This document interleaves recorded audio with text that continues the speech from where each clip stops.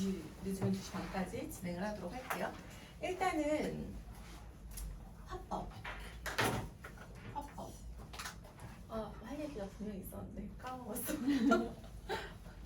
화법에 대한 얘기인데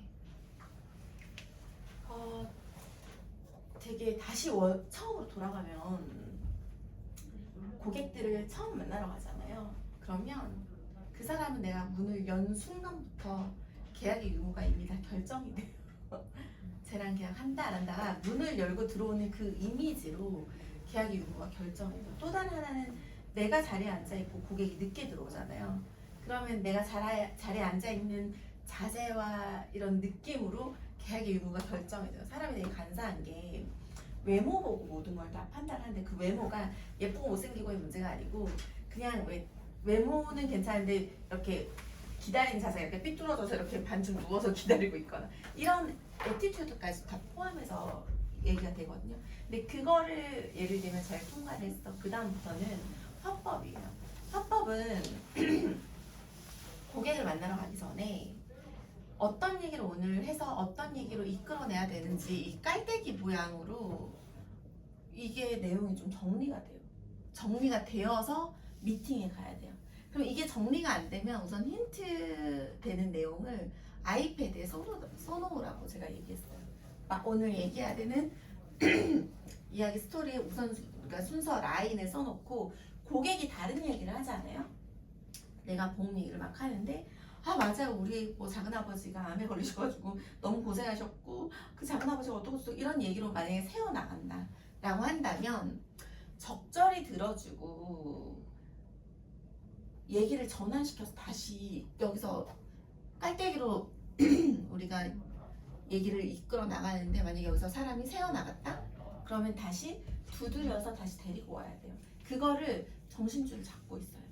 그러려면 고객한테 미팅 처음에 이야기 처음에 오늘 미팅의 목표에 대해서 얘기를 꼭 해주세요. 오늘 미팅의 목표.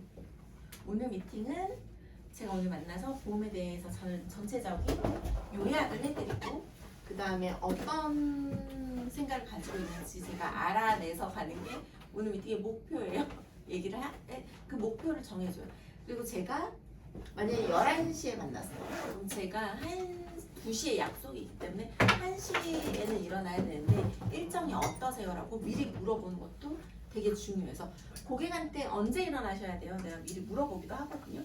너무 헐레벌떡 오거나 약속 잡기 힘들었던 고객은 언제 일어나셔야 돼요? 물어보고 저는 뭐 예를 들면 1시간 후에 일어나야 돼요 라고 하면 저도 2시에 약속 있어서 아무리 늦어도 1시엔 일어나야 돼요. 그러면 이 사이의 텀이 이 사람이 12시에 일어나겠다고 얘기를 했잖아요. 1시간 시간 있다고 그랬는데 나는 2시에 약속이 있기 때문에 1시에는 일어나도 된다라고 얘기하면 이 사람한테 암시를 또 하는 거예요.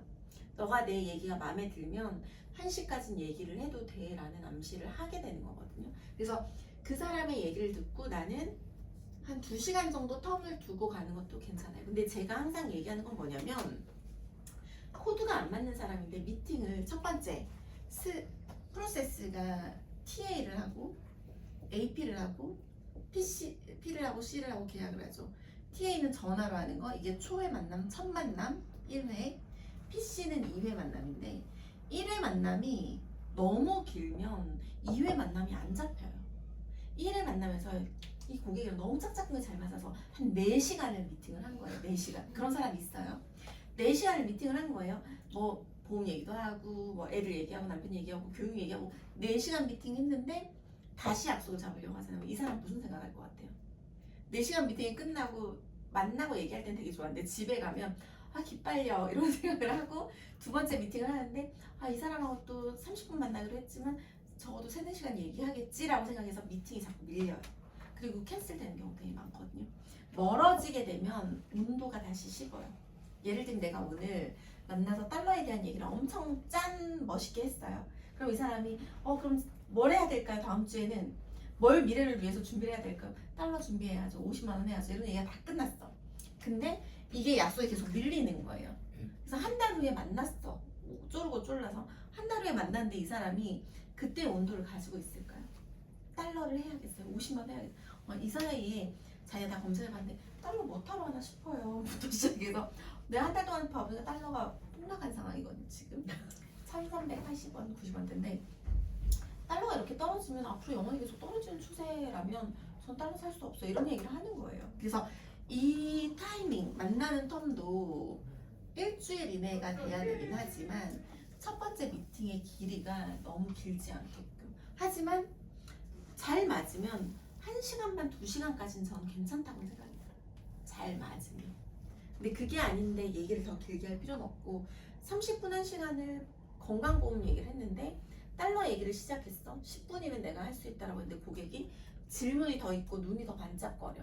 그러면 시간 더 있으세요? 아까 12시에 일어서야 된다고 했는데 일어서세요 라고 밀기도 해요. 그러면 아니라고 자기가 시간을 막 조정을 하거든요. 그러면은 내가 1시까지 있다라고 했으니까 1시까지 얘기가 해도 되는 거예요. 자, 이런 식으로 얘기를 하는데 이렇게 해서 타이밍이 되게 중요하다는 거 하나. 그다음 또 다른 하나는 화법이에요. 화법. 화법에 대해서는 뭐 여러 가지들이 있는데 이야기의 순서를 내가 정해서 계속 내가 잡아와야 되는 거에 대한 예를 지난 시간에 했어요. 화제 전환하기 가장 좋은 게 뭐라 그랬어요? 자 하는 게 복습을 잘하신 자라고 얘기하고 다른 얘기를 하잖아요. 우리 시어머님이 어쩌고저쩌고 하면 자 근데 라고 얘기를 끊어도 돼요. 괜찮아요. 그러니까 얘기를 시작한 순간 끝낸 건 좀 그렇지만 적절히 듣고 이 사람이 얘기가 너무 길어지는데 목적을 모르겠어. 자 근데 하고 내가 끊어도 기분이 나쁘지가 않아요. 근데 그 최적의 단어가 자예요. 자 근데 하고 얘기하는 게 얘기가 잘 끊겨요. 그래서 이렇게 해서 하고 또 다른 하나는 부정의 화법을 쓰면 안 돼요. 부정의 화법을 없애야 돼요. 자 예를 들면 이런 거예요. 죽는 거에 대한 얘기를 할 수도 있어요. 암에 걸리는 거에 대한 얘기를 할 수도 있어요. 우리가 보험하는 사람들이니까. 근데 저는 그렇게 얘기해요. 제가 보험하는 사람이다 보니 걱정이 많아요. 그래서 선생님 암에 걸리면 어떻게 하실 거예요? 라는 얘기를 사실 직접적으로 하지 않아요. 내 얘기를 먼저 해요. 만약에 저는 암에 걸리면 얘기하고 제가 이렇게 해서 제가 죽을 수도 있잖아요. 아니면 이런 얘기를 나를 빗대어서 하거나 아니면 홍길동 얘기를 계속 해줘요. 홍길동에 대한 얘기를 해주는 거예요. 홍길동이 이럴 수 있어요.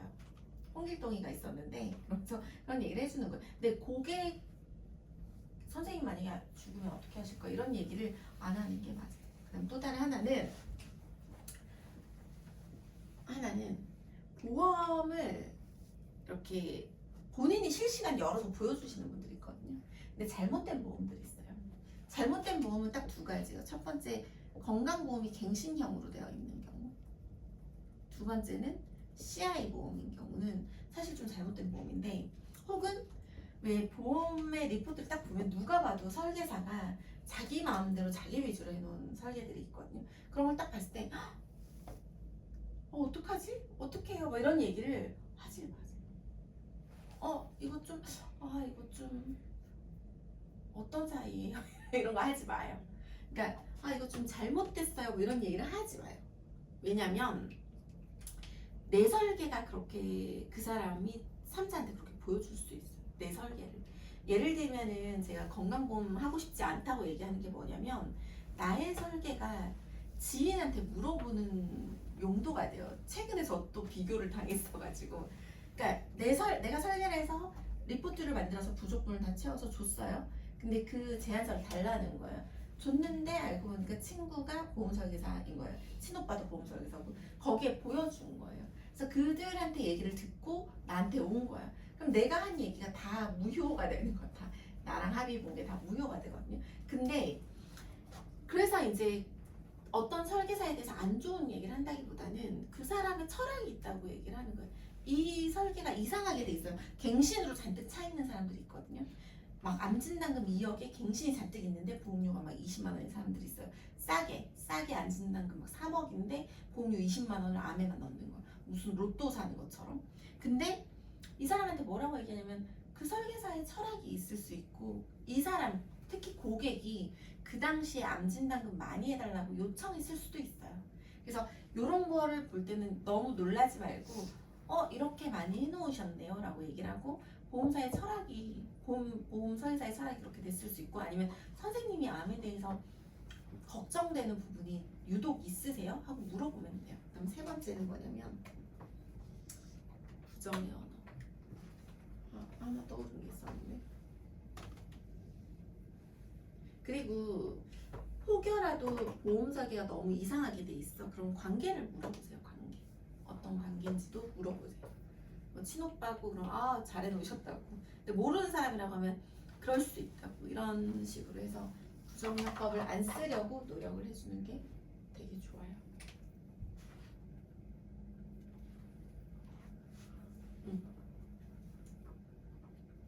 그렇고 이야기의 스토리를 잡고 좋아요. 이 정도면은 계속 제가 반복했던 얘기들이니까 이제 어느 정도 와닿을 테고. 자, 또 다른 하나는 말이 너무 길면 좋지 않아요. 그러니까 했던 얘기 반복하거나 계속 길게 얘기하지 않고 간결하게 얘기하려고 계속 노력을 하셔야 돼요. 그래서 지금 계속 보고 있는지 모르겠는데 제가 영상 2개를 드렸잖아요. 건강과 관련된, 보험과 관련된 AP랑 달러와 관련된 AP 2개를 드렸는데 이거를 받아쓰기를 하거나 혹은 스크립트화해서 본인 입에 붙여야 돼요. 똑같이 하실 필요는 없어요. 저도 똑같이 못하거든요.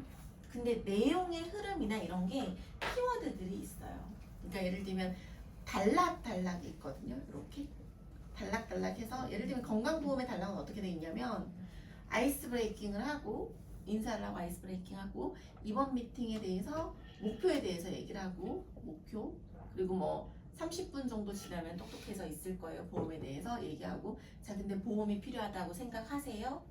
라고 해서 보험은 뭐 다들 필요 없다고 생각하는 사람 없을 거예요. 보험 없는 사람 한 명도 없으니까요. 근데 문제는 보험이 문제가 아니고 보험을 전달하는 메신저의 문제일 수도 있어요. 왜냐면 다들 해달라고 쪼르니까 부담스러워 하실 수 있어요. 하지만 다들 필요하다고 생각하는 건 맞아요. 그럼 제가 어떤 형태로든 선생님이 건강보험에 대해서든 뭐 보장성 보험에 대해서든 잘 이해할 수 있도록 요약을 한번 해볼게요. 자, 보험은 크게 2가지로 나뉘어요. 보장성 보험, 저축성 보험. 저축성 보험은 제가 다음번에 얘기할 거고 보장성 보험은 사망, 건강, 실손으로 나뉘어요. 그러면서 반대에서부터 시작돼요. 실손 엄청 완벽한 보험이죠. 하지만 치명적인 문제가 있어요. 여기에서 치명적인이라는 단어가 꼭 필요해요. 왜냐면 완벽한 보험이에요. 라고 얘기한 이유가 뭘까요? 보험을 실비만 있어도 된다고 생각하는 사람 너무 많고 실비보험이 제일 좋다고 생각하는 사람 많기 때문에 완벽한 보험이라고 해주는 거예요. 근데 치명적인 문제가 있어요. 그게 뭐예요? 아까 얘기했던 갱신이에요. 근데 갱신도 사실 치명적이지 않아. 뭐냐면 갱신도 갱신인데 죽을 때까지 내는 게 더 치명적인 거예요. 이 얘기를 하면 엄청 임팩트 있죠. 실비보험 완벽해. 병원비를 다 주잖아. 8, 90%를. 얼마나 좋아. 근데 치명적인 단점이 있어. 갱신이야. 근데 이 갱신이 언제까지 갱신되냐? 죽을 때까지 되는데 미친 듯이 오르는 거야. 나중에 낼 수 있겠어요. 60 넘어서 70 넘어서 실손보험 보장 받으려고 보험료 막 몇십만 원 낼 수 있겠어요? 연금을 50만 원 받을 텐데 평균 실손보험을 20만 원 낼 수 있겠냐고 30만 원 낼 수 있겠냐고. 만약에 내가 너무 아파가지고 병원비가 200, 300 들어 그럼 내겠지. 근데 애매하게 아픈 거예요. 그럼 안 낼 수 있다는 거예요. 그럼 이 실손보험이 60대 이후에 있다 없다 내가 개런티할 수 있어요 없어요? 내 거조차 개런티를 못하는 거예요. 그러면 꼭 필요한 게 건강보험이에요. 근데 비갱신이면 좋겠어요. 이런 얘기를 해주는 거예요. 근데 건강보험 진단 입원 수술이 있죠? 진단은 암내심이 있죠? 그럼 볼게요. 요즘 건강검진 얼마나 자주 해요? 거의 1년에 한 번 안 한 사람 없어요. 2년에 한 번, 적어도 2년에 한 번 하거나 그 이상 안 한다? 그럼 너무 방치된 사람이야. 정부에서 2년에 한 번씩 부르거든요. 그럼 건강검진을 하도 자주 하다 보니까 요즘 우리나라가 발병률이 되게 높아요. 유방암, 갑상선암 발병률 높은 이유는 발병률이라기보다는 발견율이 높아진 것일 수 있거든요. 암 초기에 다 발견돼요. 요즘은 암 4기에 발견돼서 개복했는데 다시 덮었다 이런 사람 없어요. 다 어떠냐면 검진했는데 요런 게 나왔대. 검사를 했는데 암이래. 암이 1기래. 이렇게 되는 거예요. 그럼 암 1기에 진단금을 받았어요? 진단금 평생 몇 번 나와요? 암에 걸릴 때마다 나와요? 아니요. 한 번 나오면 끝인데 진단금 5천 해놓고 끝내놓은 거예요. 그럼 진단금을 받았어. 근데 암 1기 수술이 복강경으로 1cm란 말이에요. 암 1기가 1cm 이상. 복강경으로 지졌어. 복강경을 2반으로 꿰맸어. 그래서 아무 일도 없어요. 이런 사람들이 원래 살던 대로 산다고. 원래 살던 대로 살면 암이 재발할까요, 안 할까요? 재발해요. 원래 살던 대로. 제가 지난번에도 얘기했잖아요. 치질 수술이 오히려 더 까탈스럽다니까. 치질 수술은 하잖아요. 일주일 입원해요. 복강경은 이틀 입원한단 말이야. 치질은 일주일을 입원을 하고 입원이 끝나고 나오잖아요. 음식물도 조심히 먹어야 돼요. 그리고 계속 의자에 앉을 때마다 상기해요. 나는 치질 수술을 한 사람이라고. 그렇게 한 달을 지냈어. 근데 음식을 잘못 먹으면 재수술해요. 3달 고생한 사람 봤어요. 자, 암 수술이 쉬워요? 치질 수술이 쉬워요? 암 수술이 훨씬 쉬워요. 그러면 진단금 5천 받으면 어디다 쓸 거냐고. 대출 갚지. 차 바꾸지. 우리 아빠 TV 샀지. 뭐 이런 식으로 인테리어 하고 막 이런 거 한단 말이에요. 그러면 암 진단금 받은 거 없어졌는데 원래 살던 대로 살면 재발이 됐어요. 재발되면 그때부터는 비싼 치료를 해요. 호르몬 치료, 항암 치료, 양성자, 중입자, 표적 항암, 그 다음에 뭐 방사선 세기 조절 이런 비싼 치료를 하기 시작하는데 그때는 실손이 맥스 얼마예요? 5천만 원이에요. 대부분 실손의 맥스는 5천만 원인데 실손도 이렇게 알아야 돼요. 1년 동안 많이 안 아프잖아요 우리가. 그러면 예를 들면 도수치료를 시작한 거예요. 도수치료가 시작이 됐어. 허리에 치료가 시작이 됐어. 그럼 이거를 1년 동안 가입시기에 따라 달라요. 1년 동안 해주고 3개월 쉬는 보험이 있고요. 실손 가입시기에 따라서 1년 중에 6개월만 해주고 6개월 안 해주는 실손도 있고요. 가입시기에 따라서 1년 해주고 뒤에 쉬는 기간이 6개월인 보험도 있어요. 이거는 실손 가입 기간 따라 달라요. 그러면 허리 정도 아픈 사람이 도수치료를 뜨문뜨문 다닌 거예요. 1년 내내 하지 않을 거잖아. 근데 잠깐 3개월 쉰다고 혹은 뭐 6개월 하다가 6개월 쉰다고 치명적이지 않은데 문제는 뭐냐면 암 치료 받는 사람들이 비싼 치료를 어떤 간격으로 하냐면 3개월 뭐 6개월 간격으로 하거든요. 근데 요때는 큰 수술을 하고 안 하다가 이때 큰 수술을 했다가 요때 항암 비싼 걸 했다가 뭐 이런 식인데 이걸 실손을 실시간으로 청구를 하고 있다고 볼게요. 그러면 운이 나쁘면 엄청 큰 수술을 한 때가 요때일 수도 있어요. 면책기간에 내가 한 4, 5천을 쓴 거야. 요때는 그냥 통원만 했기 때문에 뭐 300을 쓴 거야. 그럼 이거는 어떻게 할 거예요?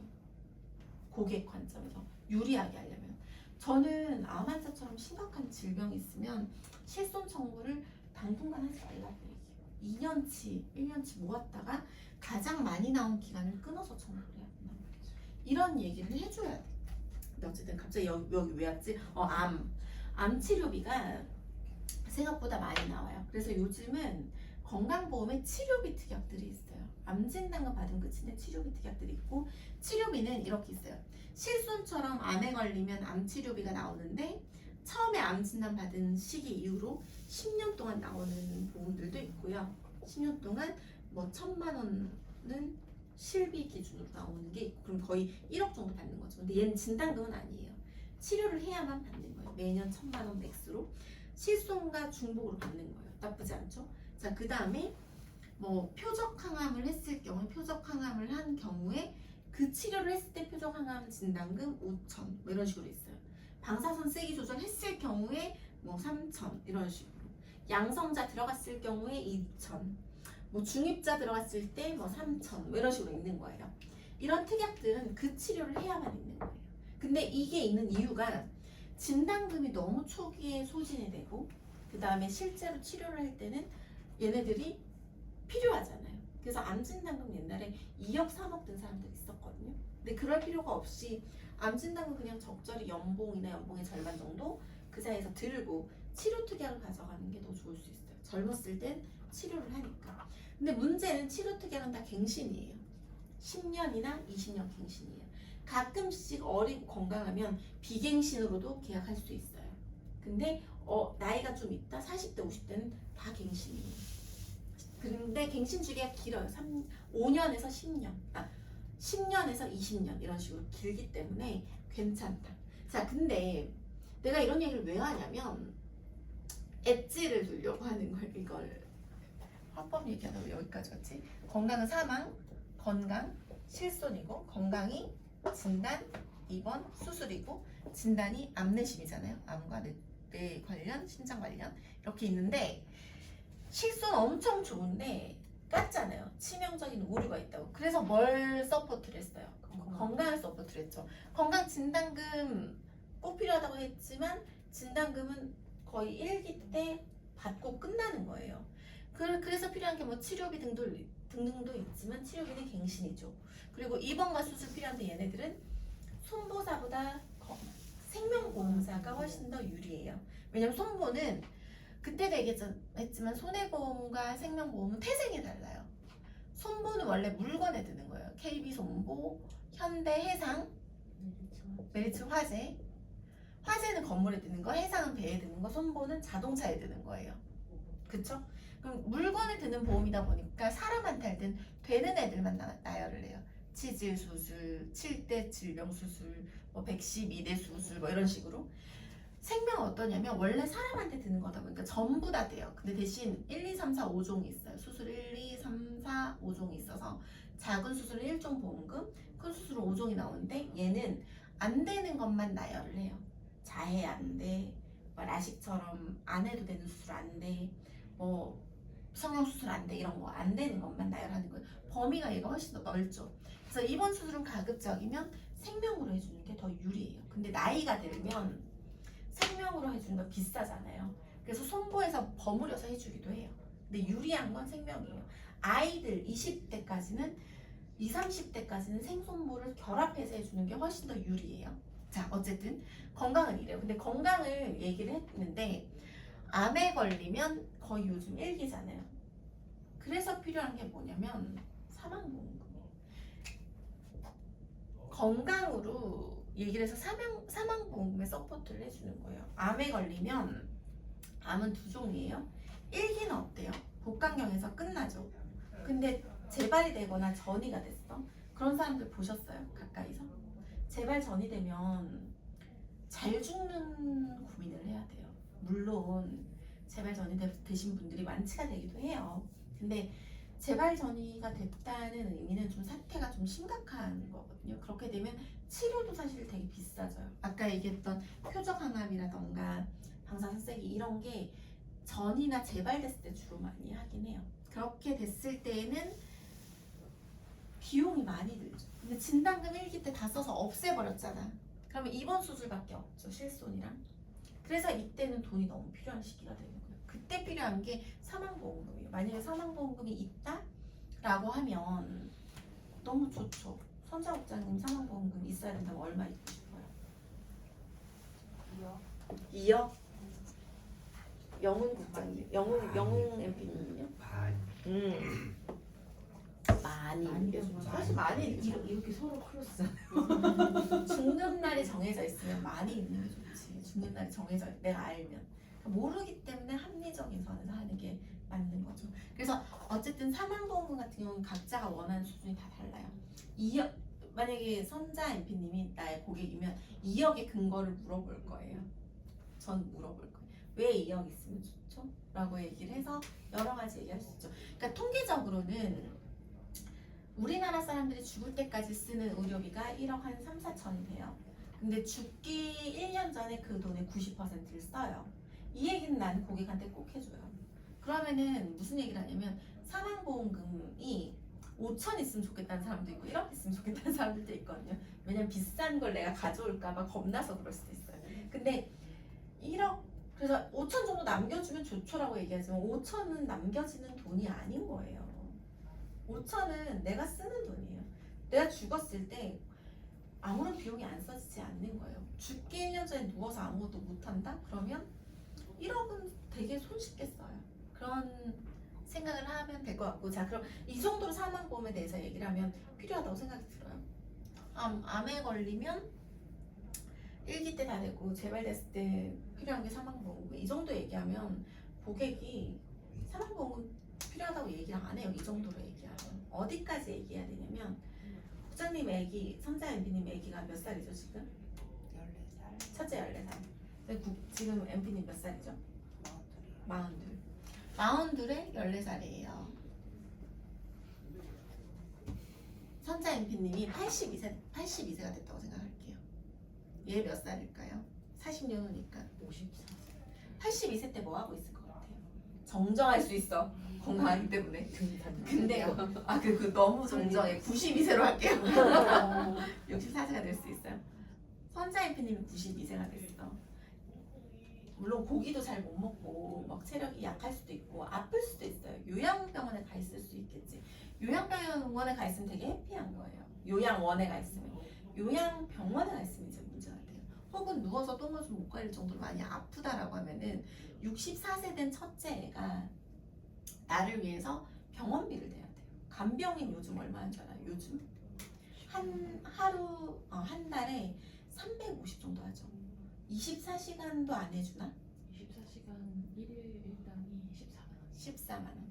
그렇게 되니까 거의 한 달에 400 가까이가 되는 거예요. 400 가까이 되는 게 요즘 시세예요. 근데 선자님이 50년 후야. 그러면 한 달 하루에 일당이 한 달 그게 더 비싸겠죠. 물론 내가 생각하기엔 간병 로봇이 나올 것 같긴 해요. 간병 로봇이 나올 것 같긴 한데 그런 얘기를 굳이 하진 않아요. 그럼 64세 된 애가 나를 간병을 할 수 있을까요? 근데 사실 이거보다 좀 더 빠르게 내가 62세 때 아픈 거예요. 그러면 20년 후죠. 34세인 내 아이가 와서 나를 간병할 수 있을까요? 못해요. 왜냐면 간병을 한 달 정도 하는 게 아니잖아요. 6개월에서 1년 하는데 이 친구의 1년 커리어가 없어져요.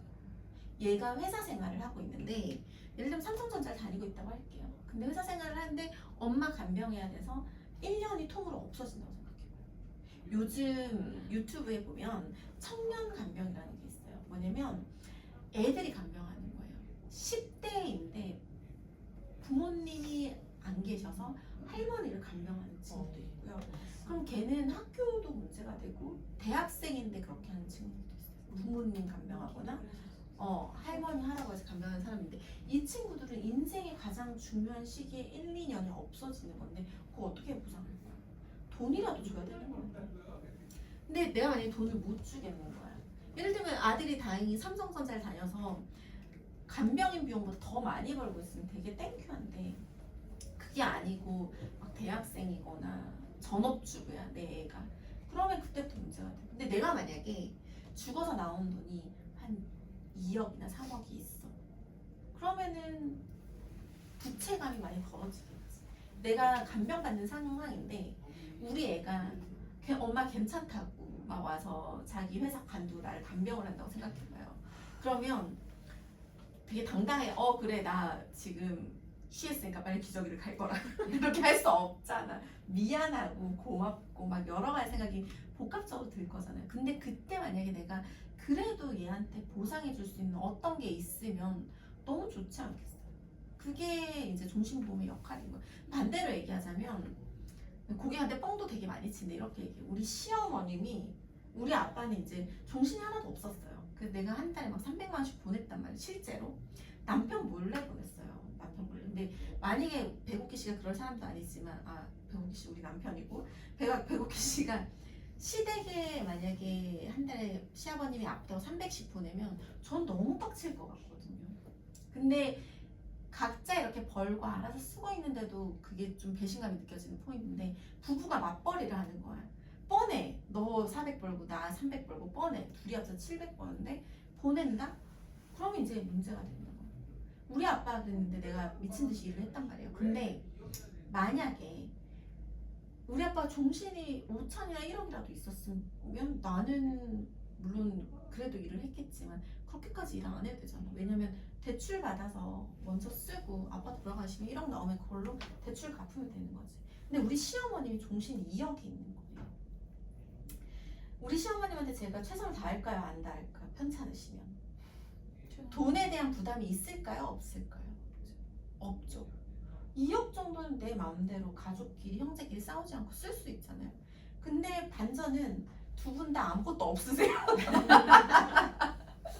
내가 우리 시어머님 종신 2억 있다면 다 엄청 부러워하는데 사실 없어요. 근데 이게 애티튜드가 달라진다니까.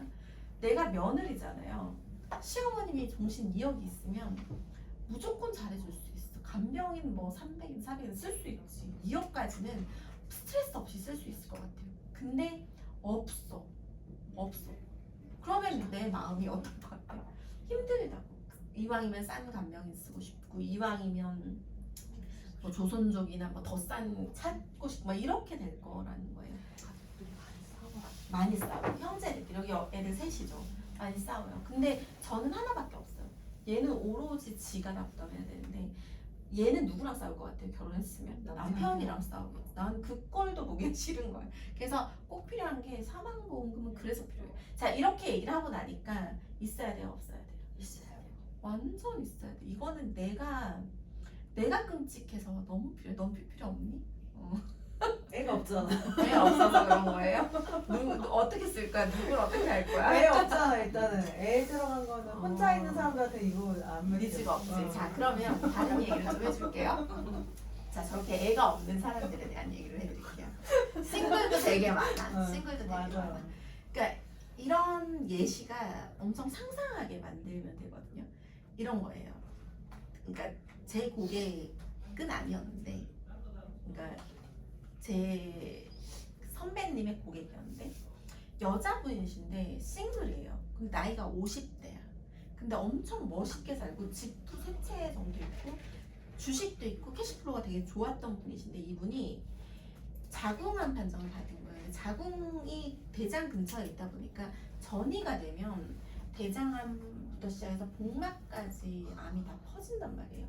내가 여기서 얼마 전에 얘기한 것 같은데 이 얘기를 안 했나? 멤버가 다른가? 아무튼 근데 이분이 생존에 대한 욕구가 되게 강한 거예요. 왜냐면 엄청 아득바득 열심히 살았기 때문에 자산도 혼자서 잘 형성을 해놨고, 노후 준비가 다 끝났고, 종신보험도 있었어요. 한 2억 정도. 너무 잘 해놨는데 되게 웃긴 건, 이분이 싱글이다 보니까 이분이 아플 때 간병을 해줄 사람이 없는 거예요. 심지어 설계사가 가서 보험금 청구랑 병원비 정산까지 대신 해줬어요. 말은 할 수 있으니까 부르면 가서 도와주기도 한 거예요. 근데 어느 시기쯤 되니까 이분의 육촌 조카가 와서 먼 조카가 와서 이분을 간병을 하기 시작하는 거예요. 간병을 하는데 그 육촌 조카도 결혼을 했고 아이가 있는데, 어쨌든 자기네 이모니까 마음이 쓰여서 와서 간병을 하기 시작하는데 엄청 적극적으로 하기 시작한 거예요. 그래서 이 사람이 죽기 전에 재산을 이 조카한테 주는 걸로 유언을 다 해놓고 했는데, 다 해놓고 그리고 종신보험도 수익자를 이 조카로 바꿔놨어요. 근데 실제로 이 사람이 어땠냐면, 생존에 대한 욕구가 너무 강해서 어느 정도 하면 포기할 법도 하잖아요. 근데 배를 갈라서 수술을 하는데 암이 너무 퍼져 있어서 1차 수술을 하고 배를 다시 꿰매야 되는데 의사들이 못 꿰맨다고 하는 거야. 살이 부족해서. 그래서 열어놓은 상황에서 계속 이걸 덮었다 열었다 하면서 암 수술을 계속 할 정도로 엄청 그러니까 살고자 하는 욕구가 엄청 강했는데 결국은 돌아가신 거예요. 그 상태에서 돌아가셨는데, 그때까지 돌봐줬던 사람은 형제도 없고 그 조카만 해줬는데, 유언도 다 해놓고 종신보험 다 거기로 수익자를 바꿔놨잖아요. 근데 어느 돌아가신 이후에 형제 자매들이 다 나타나서 재산을 유류분 청구를 한 거예요. 그래서 그 조카한테 재산이 절반 정도도 안 갔을까? 보험금만 제대로 갔어. 보험금만 제대로 갔고 나머지는 제대로 안 갔어. 그래서 결국은 소송하고 난리가 났는데 그조차도 내 마음대로 할 수가 없는 거야. 근데 그 조카가 얼마나 고맙고, 마지막 순간 딱 걔 하나밖에 없거든. 근데 되게 웃긴 건, 저도 마찬가지. 내가 눈 감는 순간에, 그러니까 몸에서 영혼이 떠나는 순간이 있을 거잖아요. 근데 눈 감는 순간에 내 손을 잡고 있는 사람이 누구일까? 누구일 것 같아요? 성경 PD는 누구인 것 같아요? 남편 있으면 남편이겠고, 남편 없으면 남편이 먼저 가지 않을까? 남편 없으면 누가 있을까? 누군가 있을 것 같긴 해요. 그 친구든 뭐든. 근데 아무도 혼자 죽을 것 같지는 않아. 아무도 없을 수도 있어. 무슨 얘기냐면, 실제로 우리 아빠가 돌아가실 때 엄마가 24시간 간병을 하고 있었는데, 죽는 순간에. 죽는 순간에 24시간 간병을 하고 있는데 마지막 순간에 아빠가 계속 2인실을 구직을 하시다가 마지막에 혼자 있을 때 너무 힘드니까 1인실을 가고 싶다라고 얘기를 해서 엄마가 격하게 1인실을 찾아서 침대로 옮기는 중간에 돌아가셨어요.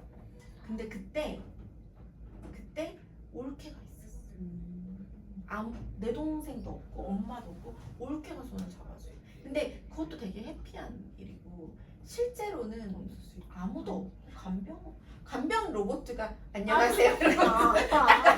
그 로봇이 그 죽는 순간 옆에 인지라 되는 거 감사한 거네. 손 잡아주면 감사한 거지. 로봇이라서. 숨으시나?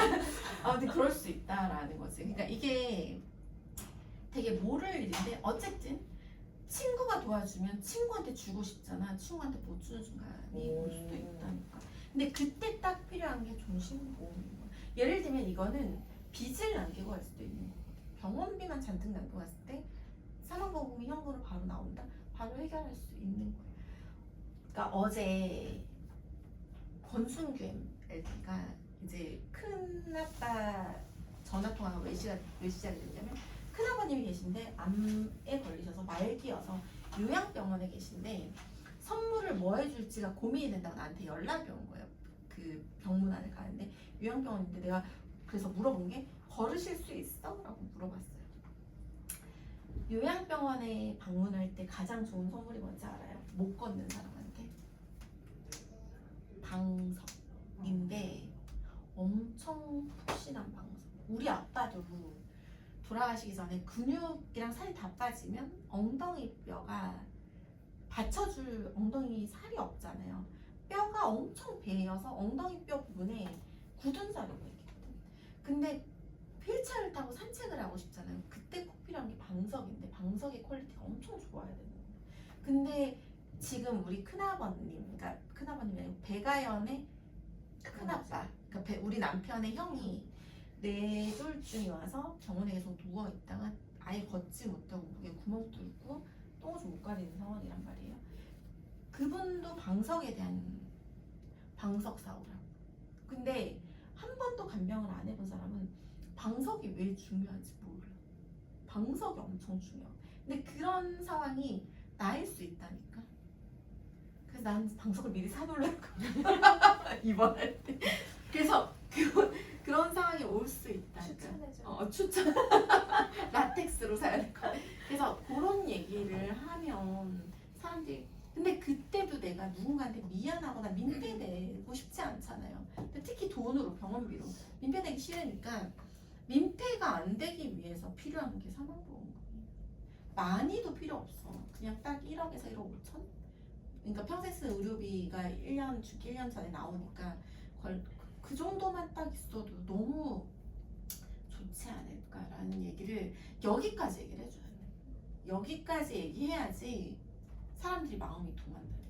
그러면은 성경 엠피님 얼마 있으면 좋겠어 이런 얘기를 할 수 있다니까. 그럼 저는 많이는 그래도 별로고 5천은 있어야겠네요. 맞아, 5천 정도 있어야지. 못해도 인간이라면 뭐 이런 얘기 할 수 있지. 물려주기 싫어도 못해도 인간이라면 5천 이런 얘기를 하고 아이가 있으면 또 다른 얘기가 될 수 있고 둘이 거나 셋이 거나 또 다른 얘기가 될 수 있고 그런 식으로 어떤 스토리를 할지에 대한 걸 생각을 하셔야 돼요. 자, 그러면 합법 얘기를 시작했으니까 어쨌든 고객이 나랑 헤어진 후에 마음에 남는 게 하나만 있으면 돼요. 이런 얘기까지 하게 됐잖아요. 사망보험을 얘기하는데 이런 얘기까지 하게 됐어. 그러면은 집에 가서 이 얘기가 엄청 찝찝해야 돼. 찝찝해서 그래 사망보험 해야 되나? 이런 정도 얘기 해야지 얼마야지 이런 정도 얘기까지 찝찝하게 남아있어요. 여기는 이제 지금 남자가 영훈 MP님밖에 없는데 남자들을 만나면 되게 갑갑한 게 뭐냐면 아프면 죽어버린다고 해서 이런 얘기 못해요. 난 만약에 아프면 자살할 거야 이런 얘기 차에 뛰어들 거야 이런 얘기를 하기 때문에 이런 얘기를 못해요. 정신 여기 끌어내지도 못해요. 그럴 때는 찝찝하게 해야 되잖아요. 그래서 제가 지난번에도 얘기를 했었는데 항상 상대의 리액션이 너무 별로면 항상 똥을 뿌리고 오라고 내가 그러는데 똥을 뿌리고 와 그게 뭐냐면 자 내가 너한테는 보험 얘기 안 할 거야 안 할 건데 전 더 이상 보험 얘기 안 할게요 안 할 건데 대신 집에 가셔서 갱신보험 있는지 꼭 보시라고 CI 보험 있는지 꼭 보시라고 그 두 개가 있으면 무조건 어느 시기에 문제가 된다고 이 얘기를 딱 하면 되게 찝찝해요. 내가 이거를 초반에 초반에 이제 비슷한 사람들 있었잖아요. 아프면 죽어버린다 막 이런 얘기. 얘네들은 어떻게 똥을 뿌리지 뭐 이러다가 이 얘기를 하기 시작한 거예요. 그러면 되게 웃긴 거는 안 할게. 근데 딱 이거 하나만 해봐. CI가 있거나 특약 중에 갱이라는 글자가 써 있으면 갱신의 갱 이 얘기가 써 있으면 되게 문제가 돼. 내 얘기를 못 믿겠잖아. 그럼 네이버에 검색해. 그럼 네이버에 엄청 잔뜩 까놨어요. 그런 보험이 있으면 안 된다고. 그럼 이 사람이 찝찝해서 한 번 정도는 연락이 와요. 언젠가. 되게 웃겨요. 6개월 후에 오기도 하고 2년 후에 오기도 해요. 너무 신기하게도 연락이 와요. 그래서 그렇게 하고 손절하는 거예요. 내가 너를 버린다. 이상한 설계사 만나서 사기 좀 당해보아라. 이게 버리면 돼요. 그래서 깔끔하게 이상하면 깔끔하게 버려요. 그렇게 하는 걸 원한다. 그래서 핵심은 뭐냐면 화법의 핵심은 이 사람이 나랑 미팅이 끝나고 났을 때 남는 게 있어요. 찝찝하게 남아야 돼. 그래서 미팅 AP를 가기 전에 항상 생각해야 되는 건 이 사람이 나를 만나서 임팩트 있는 한 스토리가 있으면 되는 거예요. 그게 계속 머릿속에 맴돌아서 아 맞아 우리 애가 나를 간병하는 꼴은 못 보겠어. 근데 내 애를 믿나? 얘가 간병한다고 했을 때 괜찮을까? 얘가 나를 간병을 과연 잘할까? 그것도 의구심이 들고 간병하는 거 싫고 우리 시어머니는 왜 종신보험 하나가 없지? 이런 생각이 들 정도로 얘기를 해놓을 수도 있는 거고. 성경 MP 같이 결혼한 사람들은 이런 얘기 할 수 있지. 네가 그 문제가 아니고 니네 시부모님 시아버님 괜찮니? 뭐 이런 얘기 할 수 있는 거지. 그렇게 그런 식으로 얘기를 할 수 있으면 좋겠다. 그래서 핵심은 그 사람한테 임팩트 있는 얘기, 찝찝한 얘기를 하나를 남겨두고 두 번째 미팅을 캔슬하지 않게 한다 라고 하는 게 중요합니다. 자, 그 다음 약속 잡을 때 팁도 얘기해 드릴게요.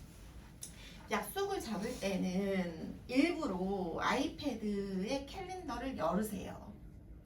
약속 잡을 때 아이패드의 캘린더를 열어서 빈 시간을 보여줘야 돼요.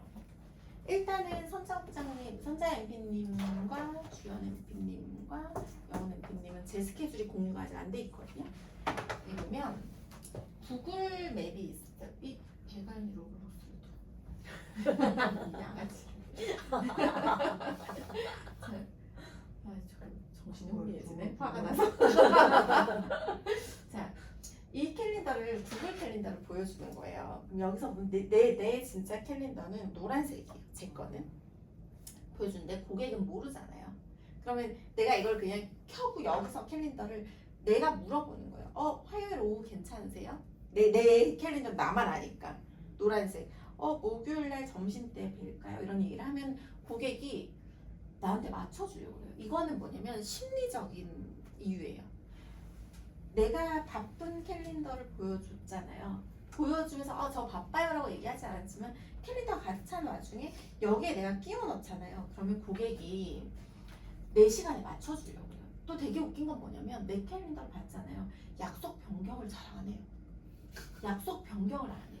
왜냐면 미안하기 때문에 그래요. 그리고 만약에 고객이 약속을 변경할 것만 같은 고객이거나 약속 잡기가 힘들었고 내가 AP를 하면 알아요. AP를 했을 때 고객이 나한테 되게 매력을 느끼는 고객이면 PC 두 번째 약속 잡는 게 되게 수월하고 호의적으로 맞춰주는데 만약에 내가 첫 번째 미팅을 아직 미숙해서 제대로 잘 못한 거예요. 이 사람이 약속 별로 안 잡고 싶어 하는 느낌인데 내가 약속을 잡는 거예요. 그럴 때는 얘기를 해요. 뭐라고 얘기를 하냐면 캘린더도 이렇게 보여주고 내가 바쁜 것도 다 얘기를 했어요. 그러니까 암시를 다 했어요. 약속을 잡았어. 그래서 얘기를 해요. 제가 영업을 하는 사람이잖아요. 영업을 하는 사람은 사실은 시간이 돈이에요. 그래서 약속이 혹시 변경될 것 같으면 하루 전이나 이틀 전에 미리 얘기해 주시면 저는 진짜 감사해요. 정말 약속 바뀌는 거에 대해서는 미리 얘기해 주시면 제일 감사하다고 이 얘기를 한 번 꼭 해주세요. 왜냐면 지난번에도 김간호 LP가 없을 때마다 김간호 LP를 까는데 녹화를 꼭 해달라 그랬거든요.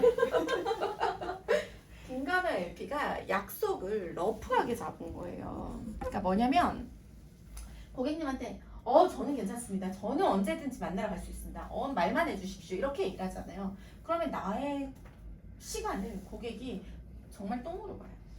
내 시간이 소중하다는 걸 1도 생각을 안 하는 거예요. 그래서 그 얘기를 내가 무언으로 이렇게 암시를 줄 수 있으면 가장 제일 좋고, 만약에 그게 힘들다 그럼 말로 하는 거예요. 저는 영업하는 사람이기 때문에 시간이 사실은 돈이에요. 만약에 일정이 변경될 것 같으면 미리 얘기해 주시면 너무 감사해요. 이런 얘기를 한 번은 약속 잡을 때 해주는 게 진짜 좋아요. 요 정도만. 11시 13분이죠? 좋아요.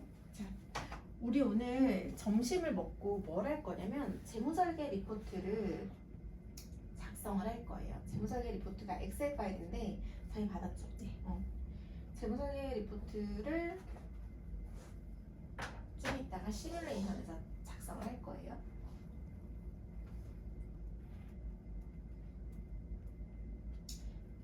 그러니까 월급 관리 상담을 해서 데이터를 다 받아서 여기에 넣고 보고서를 입력하는 방법까지를 점심 먹고 바로 할 거고, 그 후에 주식 얘기를 할 거예요. 주식 얘기는 계속 하다가 끊겨가지고 요약만 한번 해드릴게요. 지난 시간에 제가 주식을 어떻게 하면 된다 그랬어요? 공부를. 주식 공부. 5사람 물어봐서 한 놈이라도 모르는 거 아, 그치. 맞아. 그런 철학이 너무 명확하게 있으면, 규칙이 있으면 되고, 고객한테도 똑같이 규칙을 정해주면 돼요.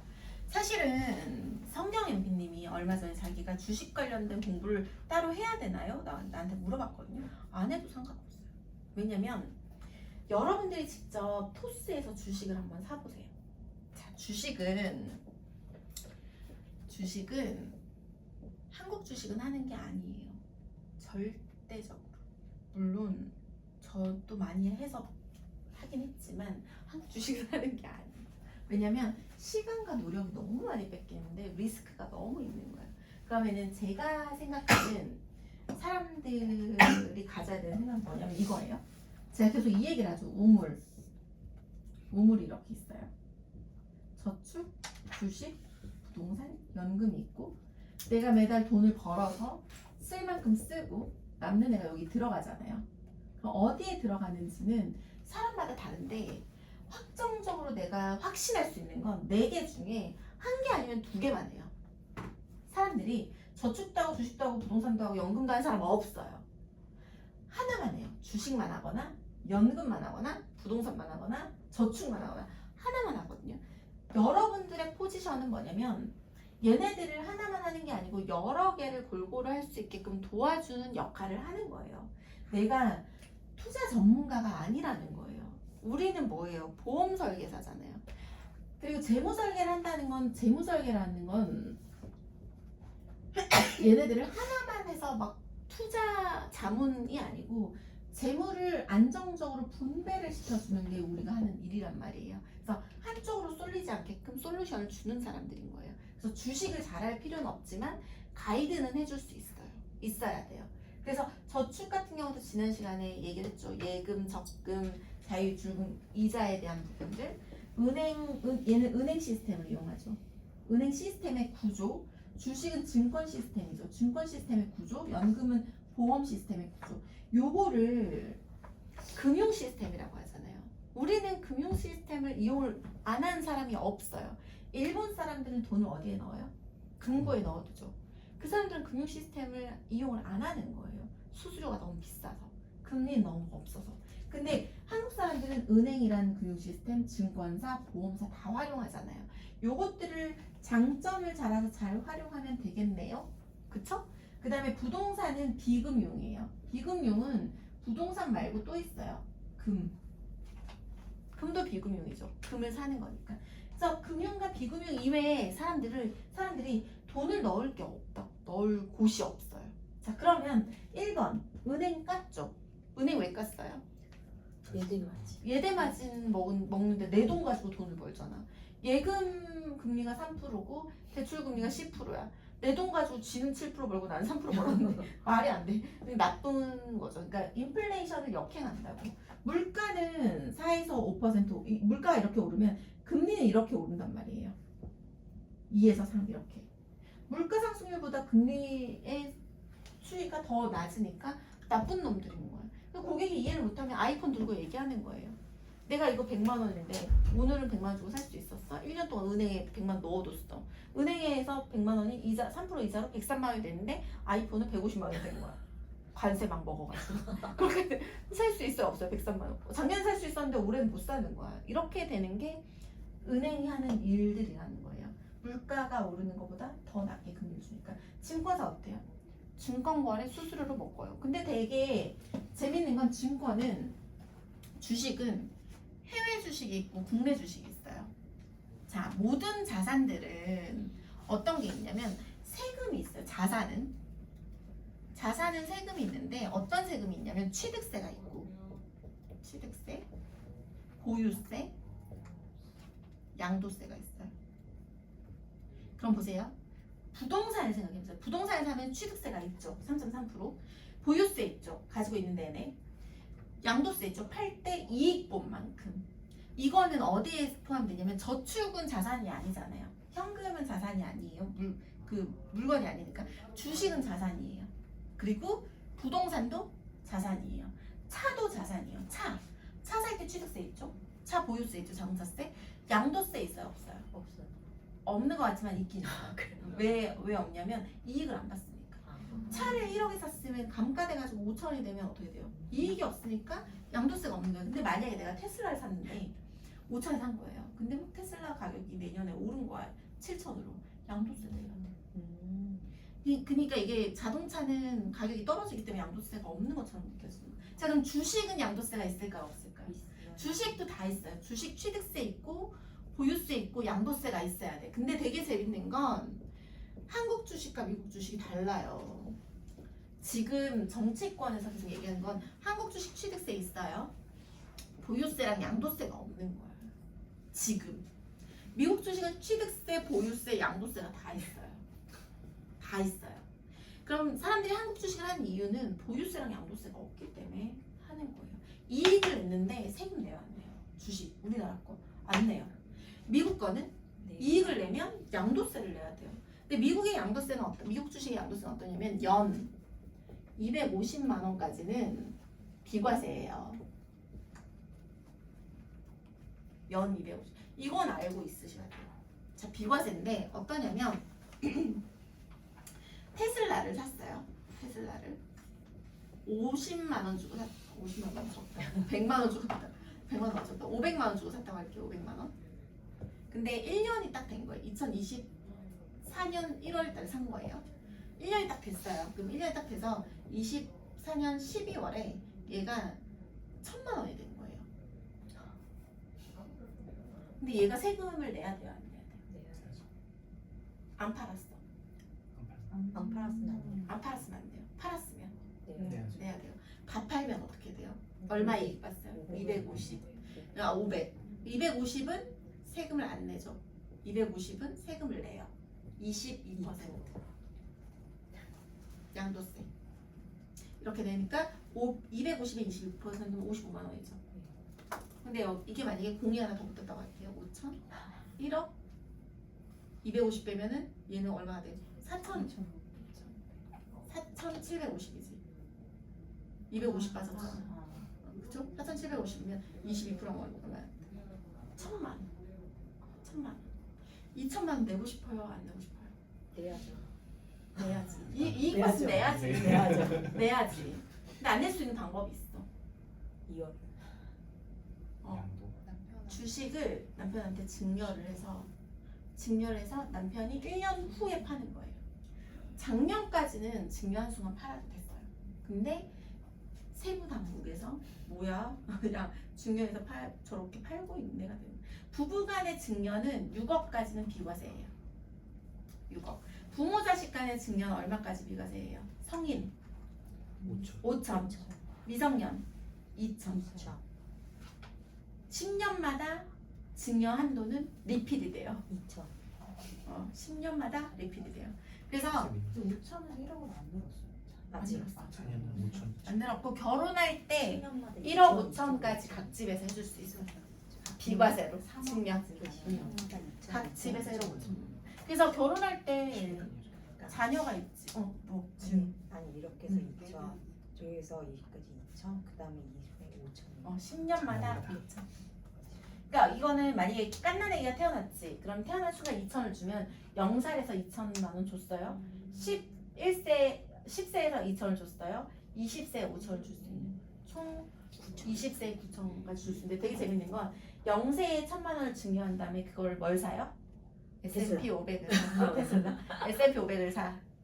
그리고 10세에 2천만 원을 줬어. S&P 500을 사. 20세에 5천을 줬어. S&P 500을 사. 30대 집을 두 채 살 수 있기 때문에 그렇게 되는 거예요. 그럼 저 250만 원은 원화 기준인 거잖아요. 원화 기준이니까. 그러니까 저게 환율이 올라가면 올라갈수록 이익이 크지. 그 차가 엄청 작아지겠네요. 그러니까 비과세 한도가. 왜냐면은 그치. 그러니까 미국 주식은- 원화로 팔먹이지. 그러니까 미국 주식은 달러로 움직이는데 환율이 높아지면 그럼 엄청 250원 진짜 얼마 안 되는 거예요. 얼마 안 돼. 그래서 이걸 어떻게 시키냐면 되게 소소하게 하는 고객들은 매년 그래서 어떻게 하냐면 자 나는 테슬라가 예를 들면 500만 원 주고 20주가 있었어. 근데 이게 연말 1000만 원이 돼서 20주는 그대로 있죠. 어떻게 하냐면 요거를 500만 원치만 파는 거야. 500만 원은 그대로 이익 난 것처럼 있고 500만 원을 팔았어. 그럼 250만 원 이익 실현이 됐죠.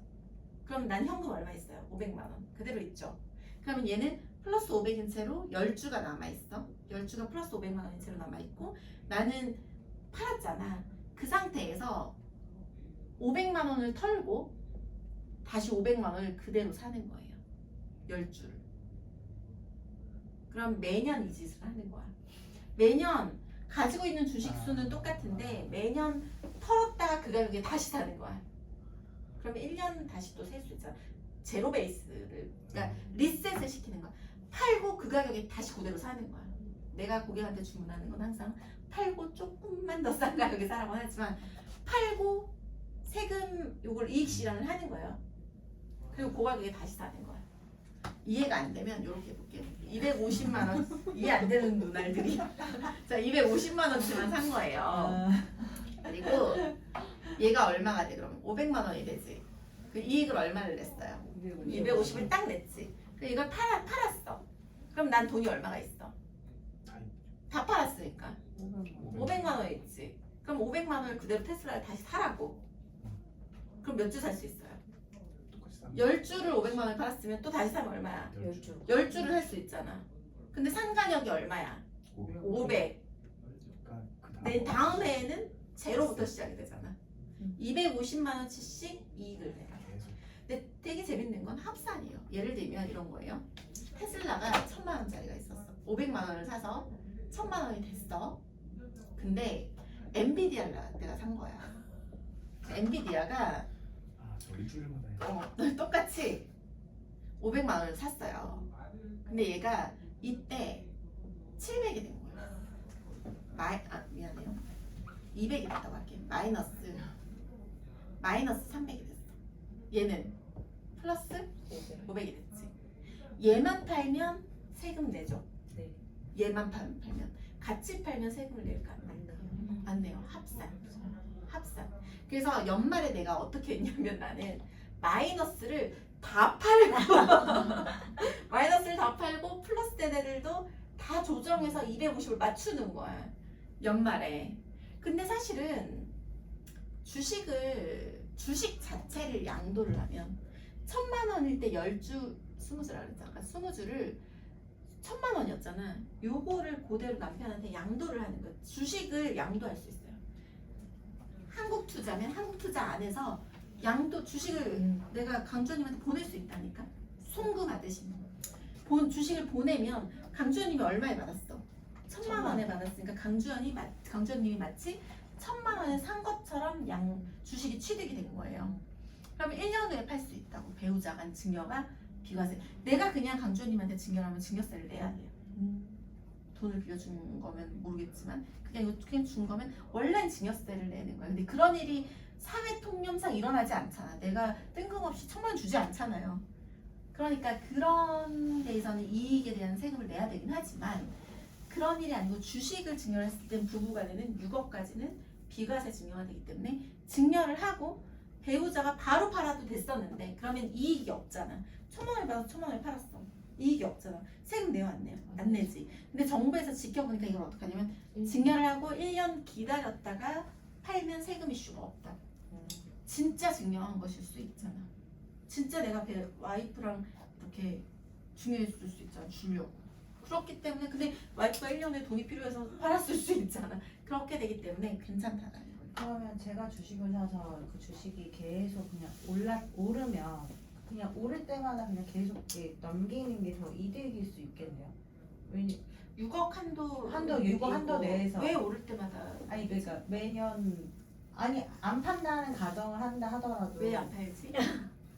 이익 실현하는 게 이익 실현을 언젠가는 해야 되니까. 응. 근데 쌓아놨다가 자기가 들고 쌓아놨다가 6억 그러니까 이익 실현하는 시기에 아 증여해서 그때 6억이니까 6억이니까 그리고 증여는 바로 못 파니까 아, 1년 뒤에 팔 수 1년 있으니까 그러니까 플래닝을 해야지. 근데 응. 큰 돈이니까 만약 6억까지 내가 많이 모았다 주식으로 응. 큰 돈이니까 시간이 흘러서 할 수 있겠지. 응.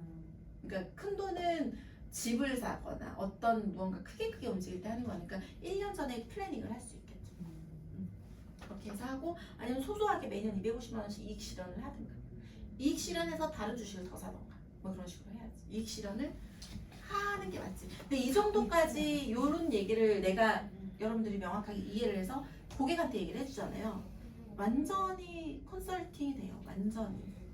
이런 정도의 이익이 필요한 거지. 주식에 대한 용어를 외운다거나 내가 주식 투자를 잘해야 된다거나 뭐 이럴 필요는 없는 거예요. 이런 정도의 팁들을 알고 있으면 돼. 취득세, 보유세, 양도세에 대한 부분을 정리해서 얘기해주고 주식도 똑같이 취득세, 보유세, 양도세가 있고 한국은 보유세와 양도세가 없다라는 얘기를 해주면 되는 거지.